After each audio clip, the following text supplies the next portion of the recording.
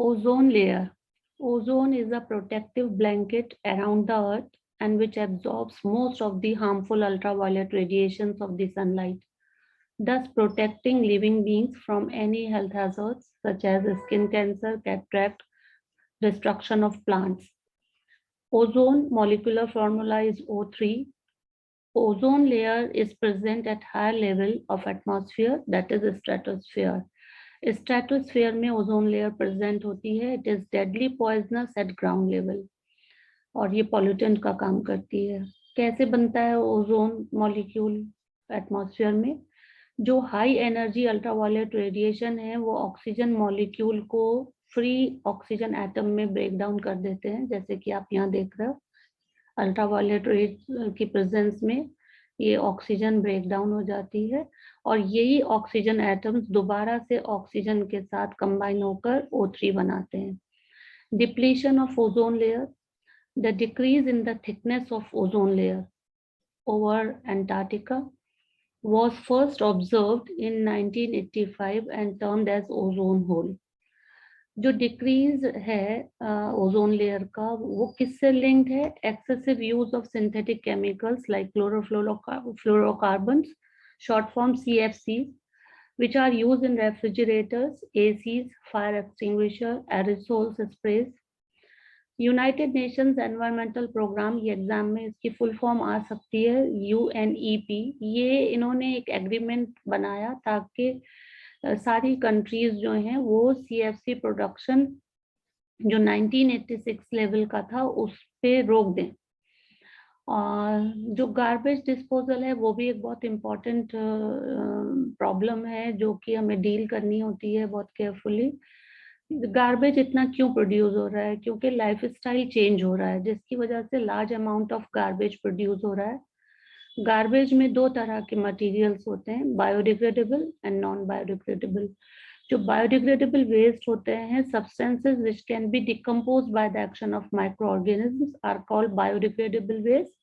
For example fruits, vegetable peel, cotton, jute, ये सब इसके एग्जाम्पल हैं. और ये डिकम्पोज हो जाते हैं क्योंकि माइक्रो ऑर्गेनिज्म इसको डिकम्पोज कर देता है. कॉटन है, जूट है, ये सब डिकम्पोज हो जाते हैं. डंक है, गोबर वगैरह, पेपर. नॉन बायोडिग्रेडेबल वेस्ट जो होते हैं वो सब्सटेंसेस होते हैं जो कि डिकम्पोज नहीं होते. ठीक है. अब मतलब किसके एक्शन से डिकम्पोज नहीं होंगे? माइक्रो ऑर्गेनिज्म के एक्शन से डिकम्पोज नहीं होंगे. तो ये नॉन बायोडिग्रेडेबल वेस्ट कहलाता है. तो माइक्रो ऑर्गेनिज्म सारे सब्सटेंसेस को क्यों डिकम्पोज नहीं कर पाते? क्योंकि वो कुछ एंजाइम्स सिक्रीट करते हैं जिनका स्पेसिफिक एक्शन होता है. तो which decompose the material, but these enzymes are specific in their action. That is why enzymes cannot decompose all materials. अगर एग्जाम में ऐसा कोई क्वेश्चन आएगा तो आप लिखेंगे यही आंसर कि ये सारे मटेरियल्स को इसलिए डिकम्पोज नहीं कर सकते क्योंकि जो एंजाइम्स हैं वो स्पेसिफिक हैं अपने एक्शन में.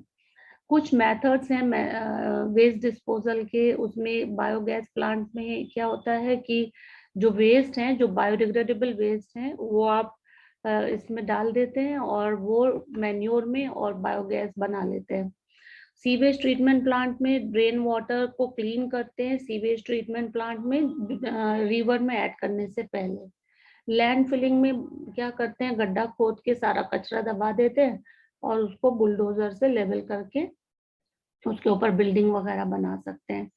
कंपोजिटिंग में क्या है? जो ऑर्गेनिक वेस्ट है वो क्या करता है? वो एक गड्ढे में दबा देते हैं और उसके ऊपर सॉइल की लेयर से कवर कर देते हैं. 3 महीने में वो खाद में कन्वर्ट हो जाता है.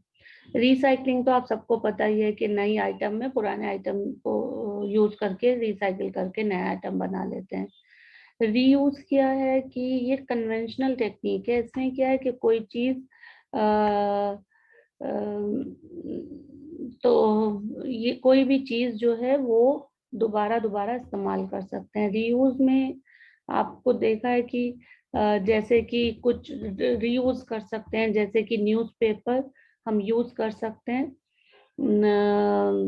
एनवलप्स बनाने के लिए प्लास्टिक की बॉटल्स हम यूज कर सकते हैं